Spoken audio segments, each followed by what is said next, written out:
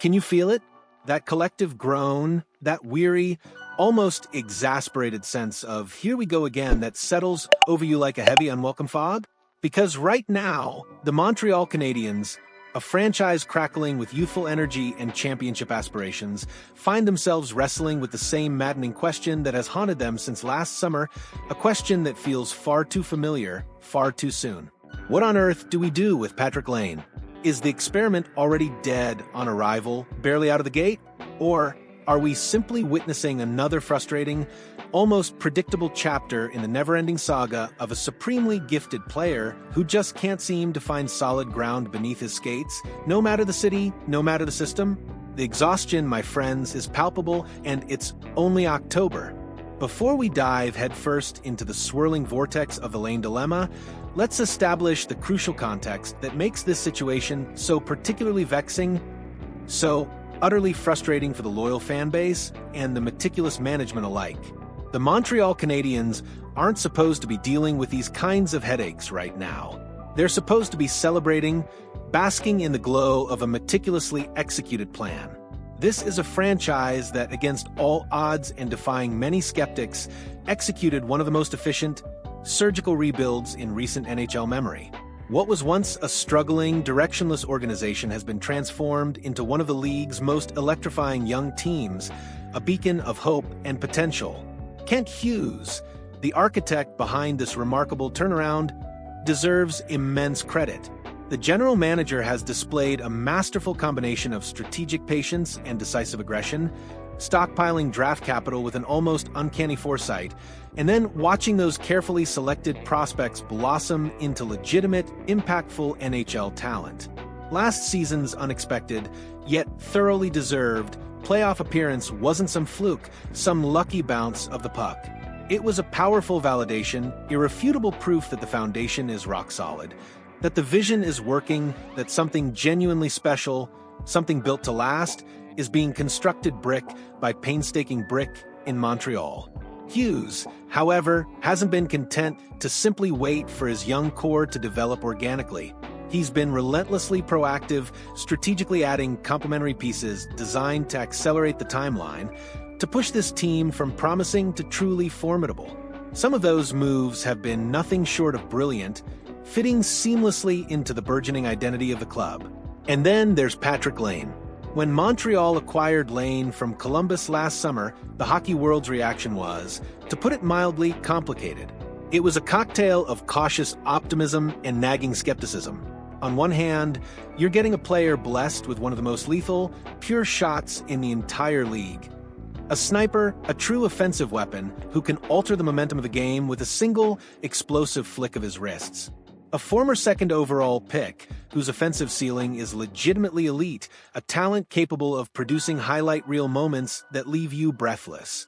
When Laine is dialed in, when everything's clicking, he's absolutely mesmerizing to watch, a force of nature on the ice.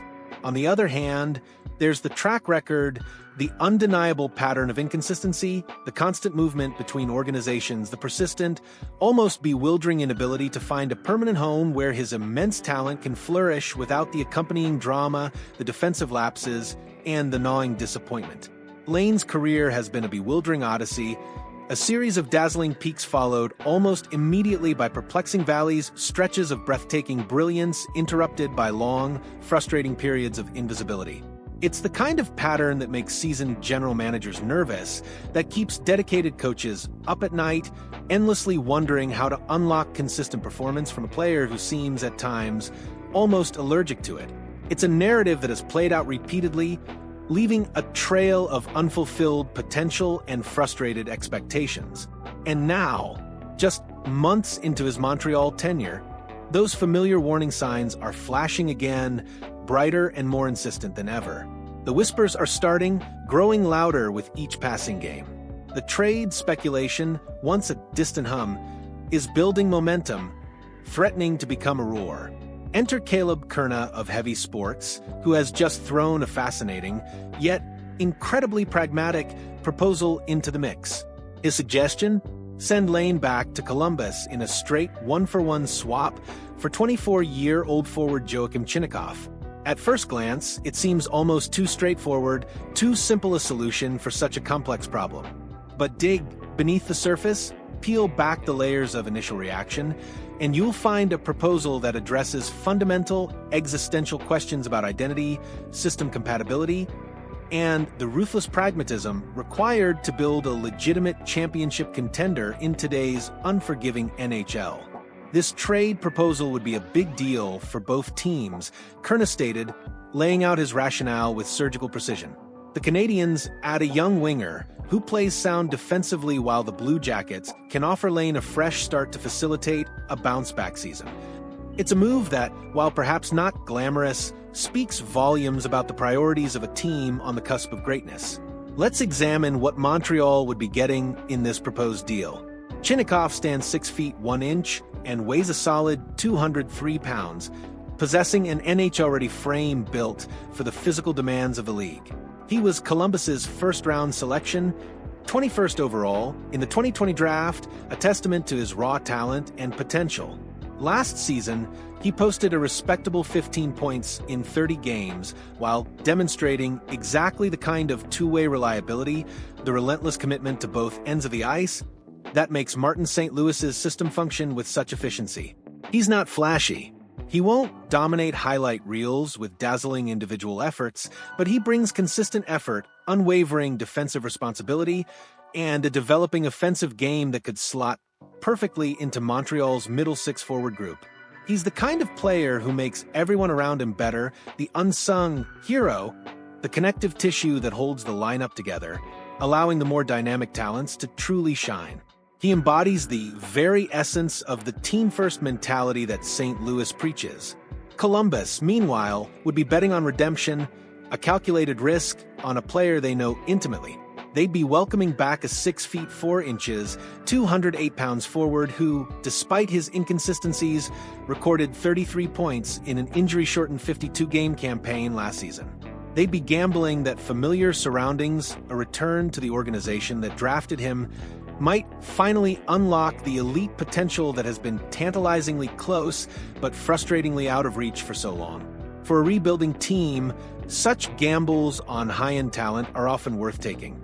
The timing of this trade proposal couldn't be more pointed, especially when you consider what just happened in Toronto. Laine is entering the fourth and final year of the 4-year, $34.8 million extension he signed with Columbus back in 2022. That's an $8.7 million cap hit, a substantial investment in a player who's yet to consistently deliver on his immense promise. And his season-opening performance? It was, by all accounts, a disaster. Wednesday night against the Maple Leafs should have been Laine's golden opportunity to silence the doubters, to prove his value, to show Montreal exactly what they acquired. Instead, he found himself relegated to the fourth line, logging the second lowest ice time among all Canadiens forwards. The limited minutes were bad enough, a clear indication of his diminished role, but what he did with those minutes was arguably worse. A disheartening -2 rating, an ill-timed first-period hooking penalty that disrupted momentum, and perhaps most damning for a player whose entire value proposition revolves around his shooting ability, just one shot on goal. One single shot. For a pure sniper earning nearly $9 million, that's not just disappointing, it's alarming. It's the kind of performance that accelerates trade conversations rather than silencing them, fueling the very exhaustion we spoke of earlier. Here's the uncomfortable truth that's becoming increasingly difficult to ignore. Patrik Laine doesn't fit what Montreal is building. Martin St. Louis has cultivated a very specific non-negotiable identity in Montreal. It's a high-tempo, relentlessly forechecking, defensively responsible system that demands complete buy-in from every single player. Speed, unwavering effort, two-way accountability, these aren't optional characteristics. They are fundamental prerequisites for earning ice time and contributing to the team's success. Laine, by contrast, is a specialist, an offensive weapon designed to find soft ice, get a shot off, and light the lamp. There's nothing inherently wrong with that approach. When it works, it's spectacular, a thing of beauty. But it requires the entire system to accommodate that style. It requires line mates who retrieve pucks, create space, and feed him in his sweet spots. Montreal simply isn't built that way anymore. They're not going to reconstruct their entire system around one player's strengths, especially when that player hasn't consistently delivered on his immense potential. The team's identity is too strong, too well-defined, to be bent to the will of an individual. Chinakhov, by contrast, embodies everything St. Louis values: responsible defensive play, relentless work ethic, the ability to contribute across all three zones, a willingness to sacrifice for the team. He might not possess Laine's offensive ceiling, but he has something potentially more valuable in this system: reliability, consistency, and a seamless fit. Beyond the on-ice fit, there's a compelling financial argument for this trade. Moving Laine's $8.7 million cap hit would provide Kent Hughes with significant, invaluable flexibility. That's breathing room to make crucial deadline acquisitions, extend emerging young stars who are due for raises, or simply maintain maneuverability for future opportunities in a constantly evolving league. In today's cap-constrained NHL, that flexibility is not just smart, it's absolutely precious, a strategic asset in itself. For Columbus, reacquiring Laine represents a calculated gamble, a low-risk, high-reward scenario. They're still deep in their rebuild, accumulating assets and developing their core. If Laine rediscovers his elite form, even temporarily, he becomes either a valuable offensive weapon for their future or a highly sought-after trade chip at the deadline for a contending team desperate for scoring. And sometimes, just sometimes, a return to familiar surroundings can indeed reignite a player's passion and performance, allowing them to shed the weight of new expectations and simply play. So here we are, barely into the season, already having this conversation again. The Patrik Laine enigma continues to confound, to frustrate, to exhaust. He possesses every physical tool necessary to dominate at the NHL level: the size, the shot, the offensive instincts. Yet he's consistently struggled to find consistency, to establish a permanent home, to truly fulfill the enormous potential that made him a second overall selection. Is it coaching? System fit? The psychological weight of expectations? At this point, does it even matter? What matters is that Montreal is building something special, something that demands complete commitment to a specific demanding identity. And if Laine can't or won't adapt to that demanding style, then his future, for the good of both parties, lies elsewhere. The exhaustion comes from watching this same pattern repeat itself across multiple organizations, multiple systems, multiple opportunities. This proposed trade isn't flashy. It won't generate massive headlines or sell jerseys in droves. But it might be exactly the kind of smart, pragmatic decision that separates good teams from championship contenders. It's about recognizing when a talented player simply isn't the right fit and having the courage, the conviction to move on. All right, I need your honest, unfiltered take on this situation because I'm genuinely curious where people stand. Should Montreal cut their losses now and bring in a player who fits their identity perfectly? Or does Laine deserve more time, more opportunity, more patience to finally figure it out in Montreal? Drop your thoughts in the comments below and don't hold back. Are you exhausted by the Laine saga, or do you still believe in the potential, the tantalizing what if that he represents? Let's have a real conversation about this, because it's one of the more fascinating and frankly draining dilemmas in the NHL right now. And if this breakdown gave you a fresh perspective on the situation, show some love with a like, and make sure you're subscribed for more in-depth hockey analysis that goes beyond the surface-level hot takes. This is where we dig into what's really happening in the league. Does this exhaustion angle resonate with how you're feeling about the Laine situation, or do you see it differently?